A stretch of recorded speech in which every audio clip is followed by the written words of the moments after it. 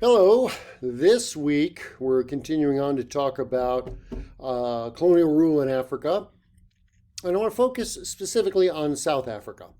Um, because, as I mentioned last week, we have differences between settler colonies, colonies that had a large numbers of European settlers, colonies that are really structured to support white settlement, and non settler colonies. And if you read the Gore reading last week, if you didn't, you should do so definitely. But, he paints a pretty grim picture, right? Well, this is going to be worse, okay? Just settler colonies in South Africa, then, is the ultimate settler colony. Um, and the situation for Africans is always worse in settler colonies. And it's probably the worst in South Africa than almost any place on the continent, as much as you can judge these things. It's a little hard to measure that, of course. A little hard to measure suffering, but if you could, it's probably going to be about worse here than any place else. Certainly, it goes on longer here than any place else. So let's jump into it then with South Africa as our main example then of a settler colony. You have several pages in your textbook that cover South Africa or topics that we're dealing with here. Settler societies on pages 327 to 331. You have a primary source document there on 334, 35. Settlers and African laborers discussed over 5 pages there. The movement toward independence in South Africa is covered pretty well, so I'm not going to talk as much about that. And then you have the document for today that I will go over with you, which is by Saul Placha, and we'll take a look at that here in a few minutes.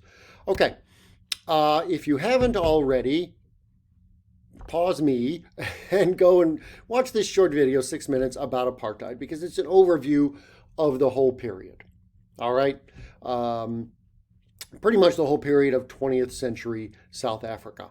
Although apartheid itself, as we'll see in a minute here, only comes in technically in 1948. But from the late 19th century onward, we start to see racial segregation being a major force in South Africa and discrimination against Africans and all people of color. So go watch that video. I'll wait. Okay, you're back. So I hope you like that. Learned a lot. Some chronology of South African history. We covered South Africa before. If you remember, the Dutch settled here in 1652, and they were there for about 150 years. Then the British take over, and during that period, then they're expanding out into the interior, taking over more and more land from Africans. We stopped in about 1870 because that's when things start to change. That ushers in what we refer to as the mineral revolutions, because there was in 1870 a huge diamond discoveries. And then that's going to be followed in 1886 by gold discoveries, which will change everything in Southern African life. All right. 1910 is the Union of South Africa. Up to that point, the two Boer separate territories and 2 British colonies had all been independent. Now they're going to combine together into the country of what we know of South Africa today. We'll see the 1913 Native Land Act, which is going to be so important. Other increasing segregation legislation from the early half of the 20th century. And then finally 1948, where the election victory of the Afrikaners, these are the people who used to be known as the Boers, whites largely of Dutch descent. They're going to win an election victory, and they are going to introduce apartheid. As you know from that other video, separateness, separation, extreme racial segregation is what it is. All right. So once again, we see South Africa, Southern Africa anyway, in about 1870. You had 2 British colonies, the Cape Colony and Natal. Then you had these Boer republics in the interior, Orange Free State and the Transvaal. All right.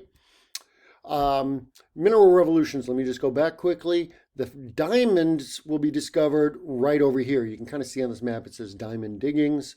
The gold is going to be found up here, right in the middle of the Boer Republic of the Transvaal. Okay. What happens when they find first diamonds and then gold? Well, it's going to introduce industrial mining. And that's going to change everything in society, like the Industrial Revolution changed everything in Europe and the Northeast United States. It's going to change society here in Southern Africa. It's going to create an economy here, which is up till today still the most industrial developed economy in Africa, in South Africa here. And it goes back to these mineral discoveries. And furthermore, as we see, it's going to extend the industrial economic model across South Africa, including agriculture. What's the industrial economic model? Basically, it means wages, right? So people are going to have a very hard time being subsistence farmers anymore. They're going to be pushed into working on the mines and other sort of industries, because the gold mining, as we'll see, will employ up to 100,000 workers a year. What's the gold discovery? 1886. So from 1886, where there's nothing, to 1900, there's this incredible industrial mining of 100,000 people. Anyway, that is also is going to bring changes in social structure and politics in addition to economic changes. All right. One quick diagram here about how gold is mined in Southern Africa. It's not in gold nuggets. Okay, what you have is a vein of ore, which is called the gold reef, and you can see on this cartoon here, that runs deep into the earth. So mining to get it out means mining several miles down in some cases. Today, the mines are 3+ miles deep. Okay, to do that requires a lot of labor. And it's very expensive because also it requires a lot of dynamite to blast it out. So you have a central shaft here, and then you have these side tunnels that you have to blast out and dig out until you can find this vein of ore. Then you have to blast out that ore, send that up here, and it goes through processing and smelting and so on. And you have to dig out 4,500 pounds of ore to make 3/4 of an ounce of gold. All right. That is very capital intensive and labor intensive. And frankly, it's not that profitable. Okay. It makes a lot of money because of scale. But as you can see, if you have to dig out 4,500 pounds of ore to get 3/4 of an ounce of gold, and you probably have to dig out 10 times that amount of rock just to get at the ore, that's going to take a lot of time and money. Okay. So the people mostly the men on the gold mines here aren't being paid very well, right? But they're being drawn into these mines. By 1890, there's 14,000. As I said, by 1899, there's 100,000. The colony here sets up a labor recruitment bureau. They're bringing in migrant laborers from Mozambique, Lesotho, and all around the area.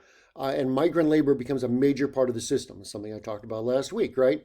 For example, by 1909, 80% of the Zulu men in KwaZulu-Natal are away from home at any one point in the year, working in Joburg. That's where the gold mines are.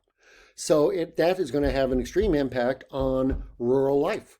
Men are over here working. They're not at home farming, taking care of things, and so on, right? That's going to increase the burden on women, children, and the elderly back in the villages. Now, the mines are also extremely dangerous places to work. You're underground, and there's dynamite blowing up all over the place. Okay, rock falls, etc., etc. In one year, 1903, 5,000 black workers died on the mines. And these are the causes: pneumonia and meningitis. Also, working and living conditions were very bad. Intestinal infections from bad food, scurvy, accidents, bacillosis lung infection, and tuberculosis, another lung infection. Anyway, so you got to ask yourself, why do you have 100,000 workers flooding into these mines if the working conditions are horrible, the living conditions are horrible, and they're getting low pay? Right? What's attracting them to come and work here? Well, the short answer is nothing. There's nothing attracting them. They are being pushed by the colonial governments.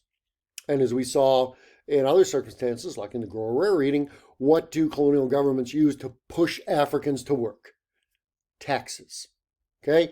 They introduce taxation that people have to go and work wage labor jobs to make the money to pay. Right? So what we're going to have are the introduction of hut taxes and poll taxes in the 1870s and 1880s, specifically designed to force Africans off their land and to go work in the mines. Okay? Then you're going to have the introduction of pass laws to control the movement of Africans in different areas. A pass law is like a passport. It's a legal document you have to show you have a right to enter a certain area. 1892, we're going to see restrictions on African voting rights. In the former British territories, or still British territories at this point, some Africans had the right to vote. Mostly men of a certain wealth. But that's actually what the voting laws were in Britain itself. So that's fairly generous actually for this time period. But then 1894, they're going to pass the Glenn Gray Act. Okay, limits African land ownership to 10-acre plots, no communal land ownership. Okay, why would they do this? Two reasons. One, force Africans off their land, to force them to go and work in these dangerous jobs nobody wants. And also to cut back on their political power, because there was an income restriction on men. Men were allowed to vote if they had a high enough income. They had to have a certain income every year. Well, when you reduce their access to land, your income's going to go down, right? You can't grow as many crops, raise as much livestock, or whatever. So it's a way to control voting rights. Now, I'm just going to tell you this. If anybody tells you that big business and government don't cooperate, tell them about the Glenn Gray Act. Why? Because the major owner of the gold mines and the diamond mines was Cecil Rhodes. He was also the head of the Cape Parliament that passed this law. So he was the prime minister, and he was a mine owner. Okay? So the white politicians and the mine owners are working together, okay, to force these changes through. All of which is bad news for Africans, okay? Because that just means that it's going to be harder and harder for them to live independently. All right, now let's take a minute here and take a look at the Solomon Plotcha reading. This is a great reading, and there's great information in here. I know it's a little hard to read, and I know it's but Solomon Plotcha is a South African. He's a newspaper guy. He's a politician, black South African. And what he's doing here is he and a buddy are out riding their bikes. Okay, they're riding their bicycles through the rural areas, looking at life for Africans and what impact this new law is having on them. Right? Okay. Most everything you need to know is actually these last two paragraphs. So let's jump to those. Okay. He says, Africans have prosperity on a Dutch farm. So this is the Boers or Afrikaners. The Boers or Afrikaners moved into the interior. Remember the Truck Leader article or document? And of course, they take over African land. But they don't have the labor to work it. So they make an arrangement with the Africans and they say, okay, this is my land now, but you can stay on it and work it. Okay? And here's the deal. And this is what Solomon Plotcha tells us. The deal is this. Okay? Africans provide their own seed, their own cattle, their own labor for plowing, weeding, and reaping. And after bagging his grain, he calls in the landlord to receive his share, which is 50% of the entire crop. Okay, so African families have to provide all of the equipment and do all the work, and then the white landowner, because he's taking their land, comes in and takes half the crop. This is what's known as sharecropping, right? And the same thing in the U.S. South. So, what is Solomon Plotcha saying here? Is he saying sharecropping sucks? Because it sounds like a bad deal, doesn't it? You're going to do all the work and provide all the equipment and so on, and somebody comes in and takes half of it? But no. Solomon Plotcha is saying that's actually a good deal compared to what comes next. Because what comes next is the 1913 Native Land Act. And in this before time, when sharecropping was allowed, Africans could clear about 150 pounds per year. Pounds sterling, British currency, it doesn't matter what it is, how much that is worth. What matters is this. Under the new law, they can now make 2 pounds a month. Well, 2 pounds a month, 12 months a year is 24 pounds. So in the before times, they can make 150 pounds a year and live independently and raise their own food. And it says here, increase stock, which is livestock. Okay. And he describes in here what it was like in the before times, how much milk they had and stuff like that. Right. All of which was great. But now they can't do that because the 1913 Native Land Act says it's not allowed. All right, let's go back to PowerPoint here.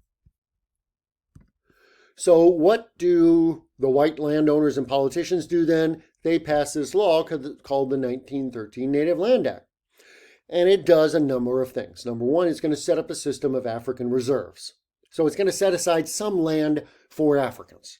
But this is like Native American reserves here in the United States. It's not good land, right? And it also is going to outlaw renting land to Africans, so Africans can no longer rent land. Africans can't own land outside of the reserves. It outlaws sharecropping. It outlaws African ownership of livestock, which was key to their independent life.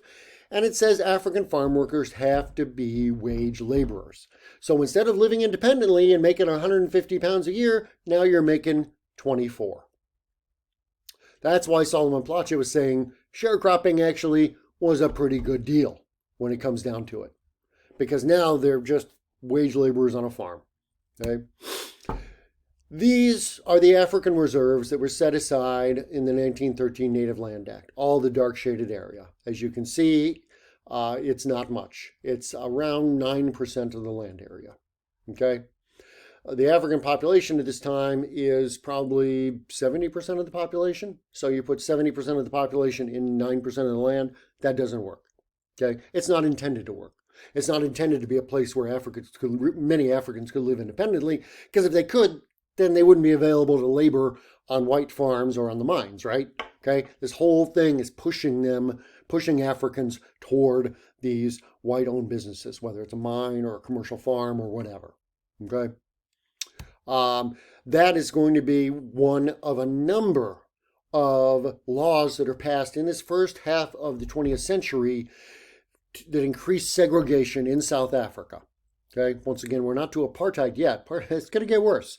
The Mining Works Act, actually, 1911, introduces what's known as the color bar on the mines, meaning Africans are restricted to the lowest paid unskilled jobs.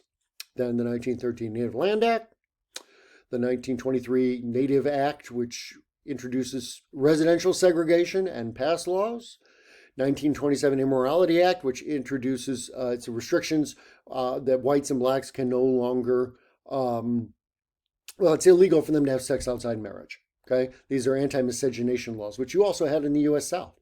You had in the South Carolina Constitution until a few years ago. Anyway, and then Native Laws Amendment Act 1937 allows for forcible deportations to rural areas, so Africans can't respond by flooding into the cities looking for work. They're being forced back out into the rural areas where whites need labor. Okay? Then, as I said, 1948, the Afrikaner political party wins the election, which by that time is only among the white population, and they introduce this policy called apartheid, apartness, separateness. Okay, this is probably the most extreme form of racial segregation written out in law. Yes, you can have racial segregation that's not written in laws, and we got that in Chicago, right? It's technically illegal, but you don't get a lot of black families moving into the North Shore, right? Why not? Well, there are some who can afford it, but they're not really welcome, and so we have a system of segregation here that's existed for decades, right? The difference is, as I said, this is written into law. So you have the Population Registration Act in 1950 was one of the first laws. It classifies everybody by race, okay, as mentioned in the video. Group Areas Act then specifies where each group can live. Okay, so it's divide and separate. You have Prohibition of Mixed Marriages Act, 1949. So now nobody of different racial groups can marry each other. And an Immorality Act from 1950, which says no one of different races can have sex with each other either. And then, so these are instances, obviously examples of social segregation. And then the Bantu Education Act in 1953, which school kids in South Africa hated, took education out of the hands of missionaries and other groups and puts it totally in the control of the government. All right. So what's that going to look like? Well, you saw some of that in the video. So what they're going to do first off is, as I said, physical separation, classify everybody by race, and then physically separate them. They're going to add some land to those 1913 native reserves, creating these African reserves now that are about 13% of the territory. Woohoo, right? And once again, overcrowded and full of poverty. And they're not intended to be really places Africans can live independently. So for the white government, according to them, all the rest of South Africa was white territory.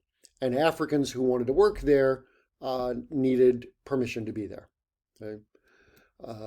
And that was permission given by a pass law. You saw some of this in the video. This is what it looks like. It's, as I said, it's a small passport that you have to carry. And you have tens and tens of thousands of people a year being arrested and thrown in jail for pass law violations. It's like if you let your driver's license expire. The difference is when they're thrown in jail here, then they're hired out as chain gang labor on farms. So it's another way to create labor. So separate amenities. I don't know if you can see this sign here. It's the beach on the city of Durban. This bathing area is reserved for the sole use of members of the white race group. Okay, and then you have, in transportation like you had here, right? Rosa Parks and doesn't want to move to the back of the bus. Same thing. I don't know what it is about whites and why they always want to sit in the front of the bus. It doesn't make any sense to me. But anyway, so forward of this line, whites only. Okay, everybody else sits in the back. So, so you have extreme racism, like, actually literally defining your race in your passbook. And then you have the sort of Jim Crow sort of things like this. It says where you can, with transportation and beaches and parks and that sort of thing. But the fact is, this has real impact on people's lives. Okay, let's take a look here. And this is fairly late in the apartheid period. This is in the early 1980s. For whites in South Africa, there's one doctor for every 330 people. There's one nurse for every 148 people. And whites in South Africa then in 1982 had a very high life expectancy, 72 years, and a very low infant mortality rate. Okay? But it just gets worse for everybody else. The Indian population, it's one doctor for every 730, one nurse for 745. Of course, life expectancy lower, infant mortality rate higher. Colored population, lower here. And then the African population, life expectancy a little bit more than the colored population because some people are still living independently on farms.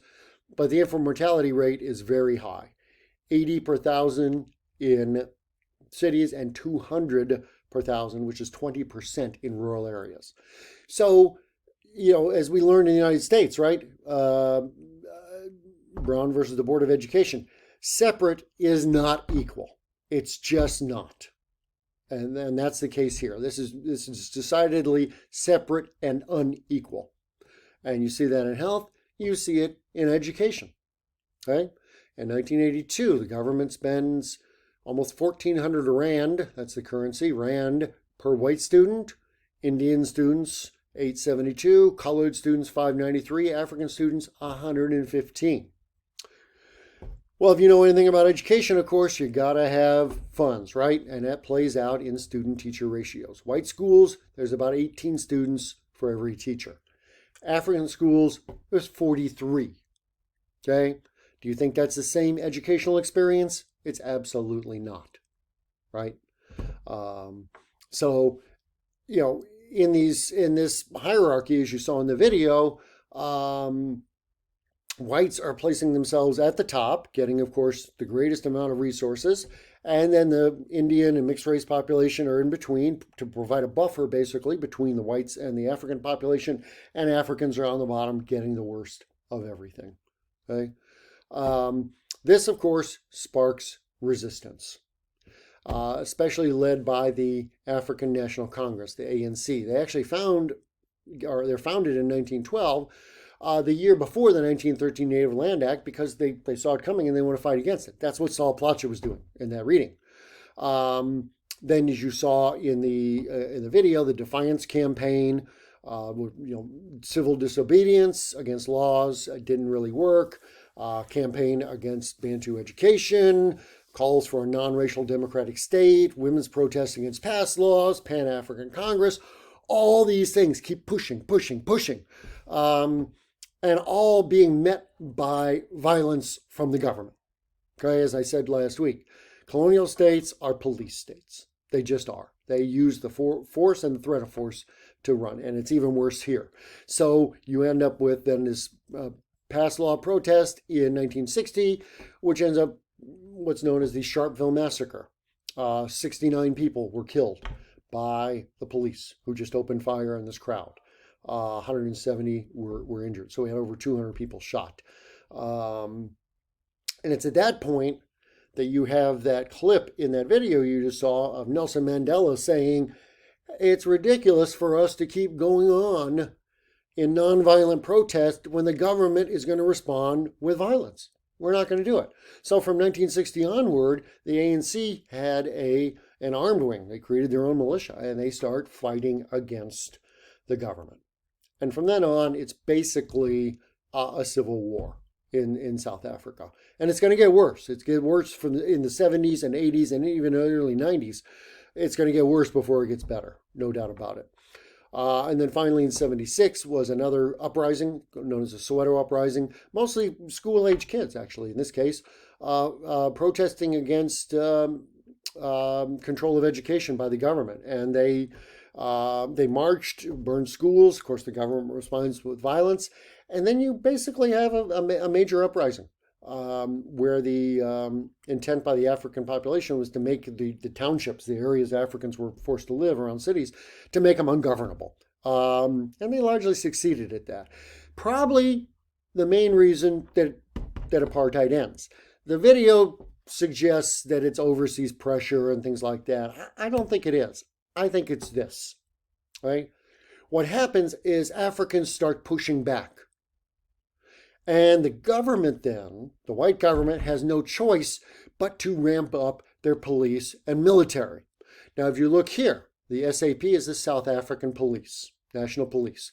In 1961, so this is the year after the Sharpeville Massacre, there's 27,000 police. By 20 years later, there's 77,000 police, right? That's an increase of 200%. South African Defense Force, that's the military, okay? Well, total armed forces here. 100,000 in 1961. 20 years later, there's almost 600,000. Why? Because they're using the army to try to control these townships after the Soweto Uprising.